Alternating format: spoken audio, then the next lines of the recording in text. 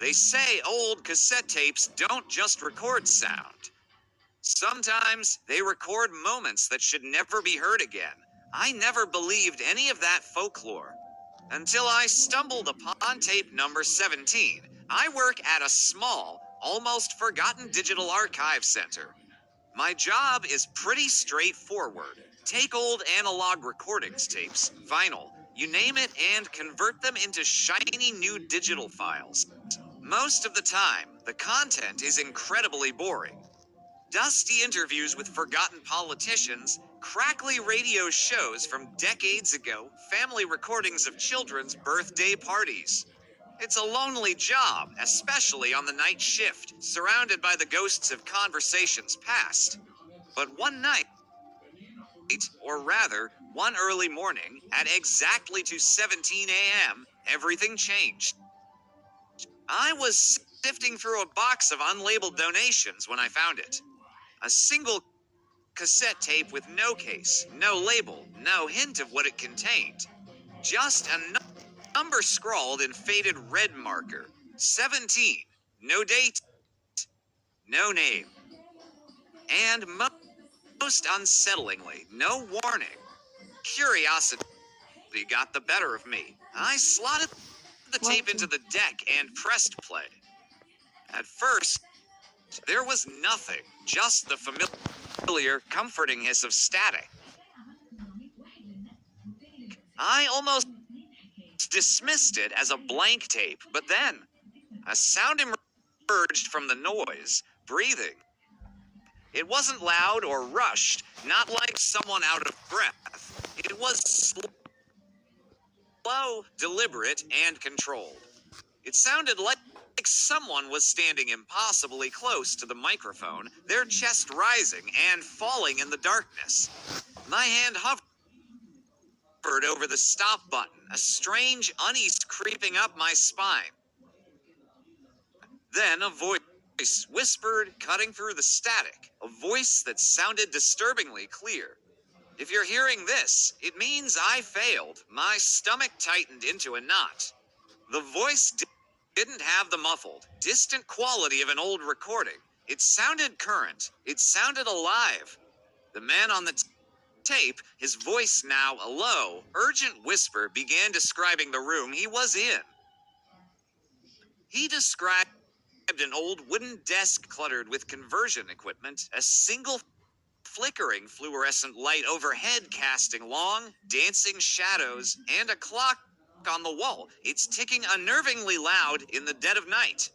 I froze, my own breath catching in my throat.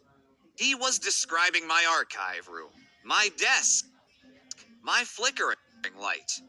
Every single detail was terrifyingly exact. I felt a chill that had nothing to do with the late hour draft in the old building. And then he said something that made my blood run cold. He said, "It's 2:17 a.m. and you're sitting alone, listening to my voice." I couldn't stop myself. My eyes darted to the digital clock on my computer screen. The glowing numbers read to 17 a.m. Panic surged through me. I slammed my finger on the pause button, then the stop button, then the eject button. Nothing happened. The machine was completely unresponsive, the tape continuing to spin relentlessly.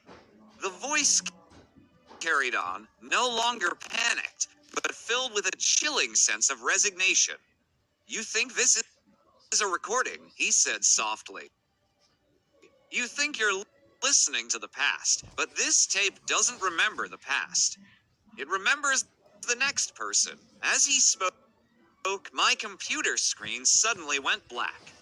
The lights above me flickered violently, then went out, plunging the room into near total darkness, save for the faint glow of the tape deck. And then I heard it, behind me, in the suffocating silence of the room. The sound of breathing. The exact same slow, controlled breathing from the tape. The voice on the tape grew calmer still, almost gentle, like a friend offering a final piece of advice. "Don't turn around," it whispered. That's its mistake. That's how it learns your face. My hands were shaking so hard I could barely keep them on the desk. My heart was a drum against my ribs. The tape kept playing, the voice of final, haunting guide. In a few seconds, the tape will stop, then you'll understand. You'll reach for the recorder, just like I did. You'll try to warn the next one, and then, just as he said it would, the tape stopped. The whirring ceased, silence descended, but it was a heavy, watchful silence. The record button on the deck glowed a malevolent red.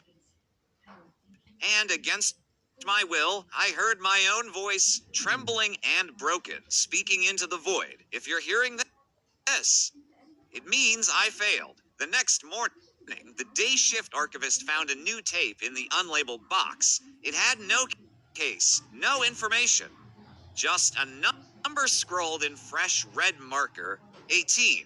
And if you listened closely, you could hear faint, slow breathing just beneath the static.